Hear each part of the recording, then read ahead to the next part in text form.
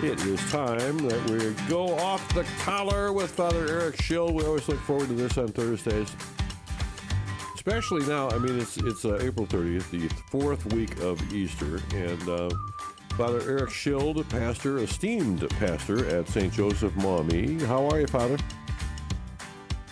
Well, I'm feeling esteemed. I guess. Yeah, there you go. I'm not even sure. Can you feel esteemed? Is that possible? Like broccoli.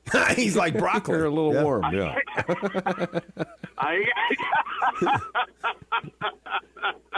I am feeling like broccoli. There we go. There we go. It's a unique feeling. Oh my gosh, good to be with you guys again, and all the good folks listening to Annunciation Radio. Hello, listeners. And esteemed, I think esteemed is a great way to describe you, too, because this is what I always hear about you, Father. They say, you know, I don't care what they say about that Father Eric Schild, his pants are never wrinkled. That's esteemed, if you ask me. You know? That's because I buy wrinkle-free pants. There you go. That's my secret. That's the secret to my success, because I don't know how to iron. No one should tell you that. Yeah. All right, we've got 3 questions for you, and we really appreciate you participating in the silliness every week. So here's your first question for this week. While you were in seminary, Father, what sport or recreational activity did you absolutely crush your seminarian competitors at?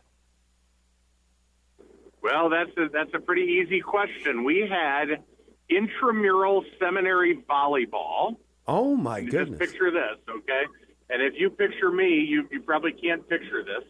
But here we are, and we had the group of misfit toys. So we had the guy who would smoke a cigarette before the game. We had the other guy who'd have a drink down at the campus pub. You know, I would have had a full meal before the game and all that. And so we were not all that good, but we had a cheering section, a fan club, a fan base of seminarians, and the rest of the seminarian volleyball teams did not have a fan base.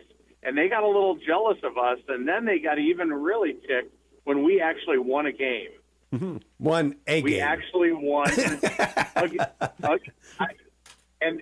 that was lucky. Okay, that was a real blessing. Let me tell you. But we that one game we crushed our opponents, and I think a lot of that was because they. I don't know. I think we played the Little Sisters of the Poor or something like that on that. You know that. All right, let's be honest. You played the Little Sisters of the Poor second grade class, but anyway. Let's be honest. The Little Sisters of the Poor would have beat us too. But anyway, it is what it is. All right, now to this one, and I think this one could realistically happen as well.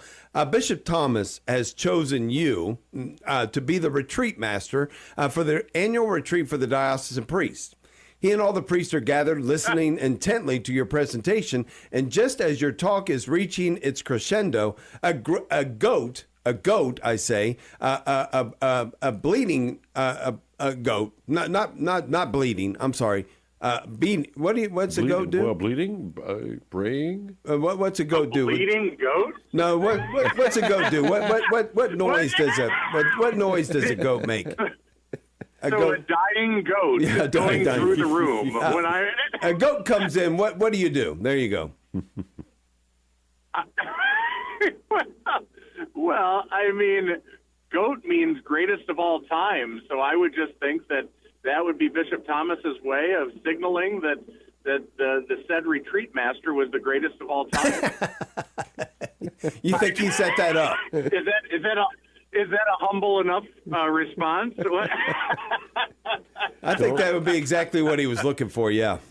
Don't worry, Father. Bishop is too busy to listen to us this morning. Thank God. Thank God. All right. Our third question.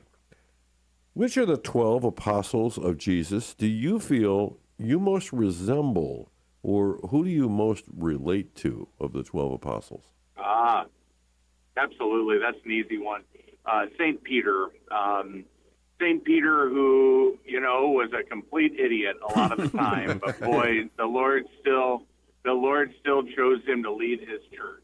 And to be very honest with you, I had a very profound experience praying at the bones of St. Peter in the crypt of St. Peter's Basilica, where they found his actual bones beneath the high altar there, where the Pope says Mass. And I still remember this was back when I was in seminary, and I went and I was just moved to tears when I got before his bones.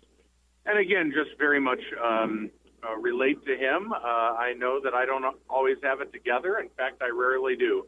And yet I also know that God has called me to at least lead the good people of Maumee at this point, and as a priest, and try to be the best shepherd that I can.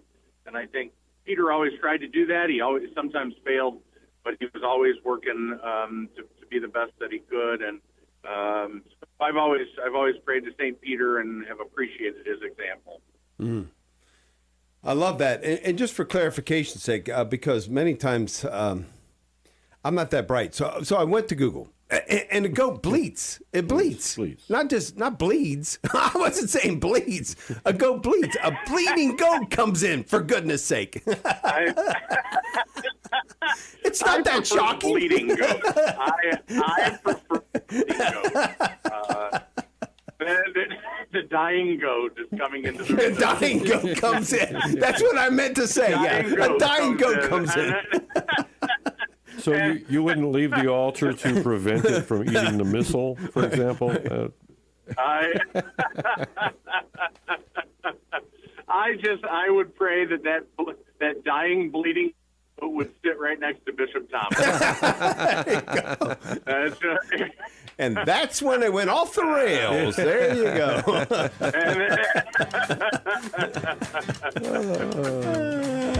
Oh, my. Father Eric Schild in the car on the way, and we appreciate you being here. Thank you. So good to be here. That's a little something we call Off the Collar with Father Eric Schild. Not only does he get the questions off the collar, sometimes the presenters are a little off the collar. Thank you, Father Eric. We look forward to having you back next week.